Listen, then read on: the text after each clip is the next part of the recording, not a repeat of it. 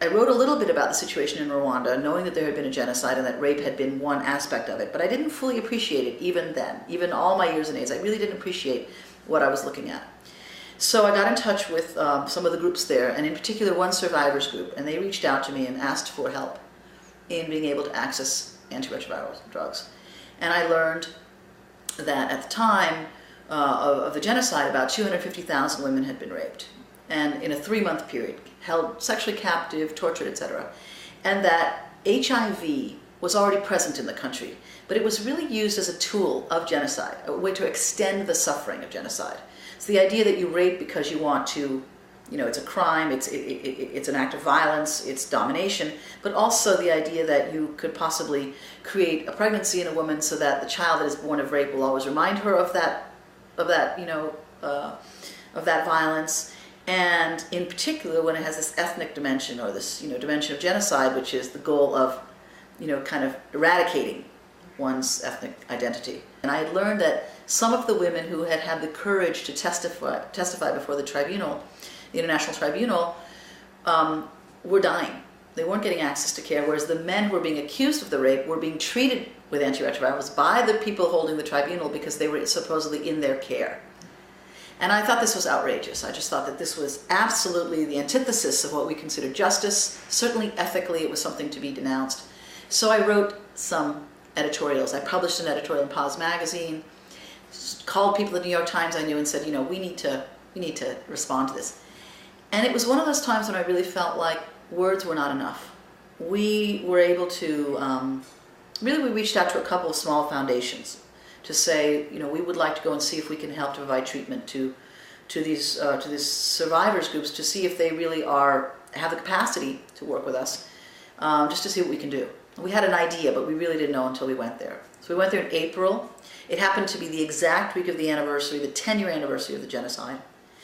And it was very important for us to see and to be there to recognize the degree to which the after effect of the genocide is still so present, but also to recognize that HIV and AIDS is an after effect of that particular genocide.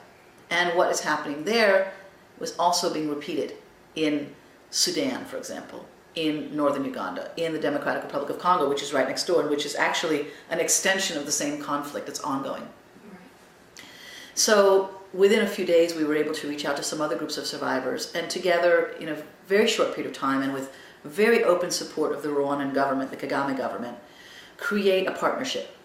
So we act as a partnership. It's focused on grassroots mobilization, really working with local and particularly women's associations.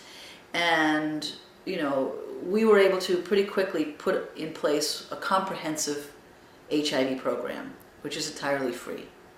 And we focused a lot on the aspect of trauma and sexual violence as a factor that continues to be so linked that, for example, some of the women are dying because they didn't want to get services in a place where, maybe someone would know they had been raped and they were already stigmatized. Or they didn't want to be, they were already dually stigmatized, being positive and being survivors, and they didn't want to go somewhere to have an HIV test in order to find out, to get the official diagnosis, even though they were dying of AIDS.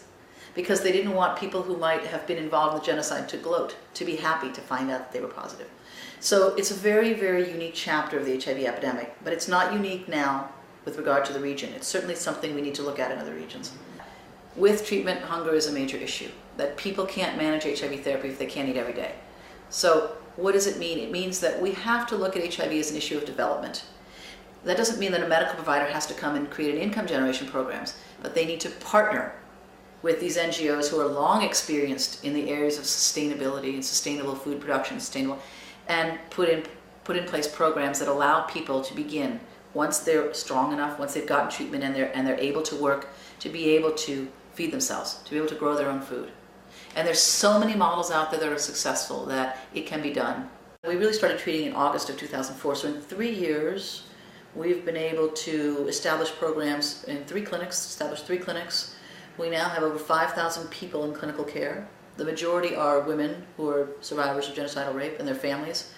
We have provided HIV testing to 27,000 people since September of 2005.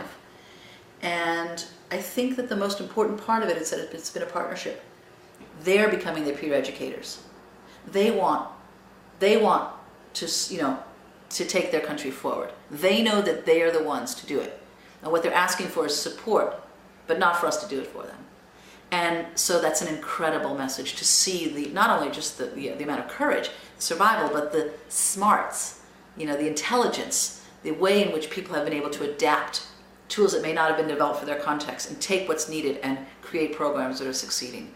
It's just brilliant.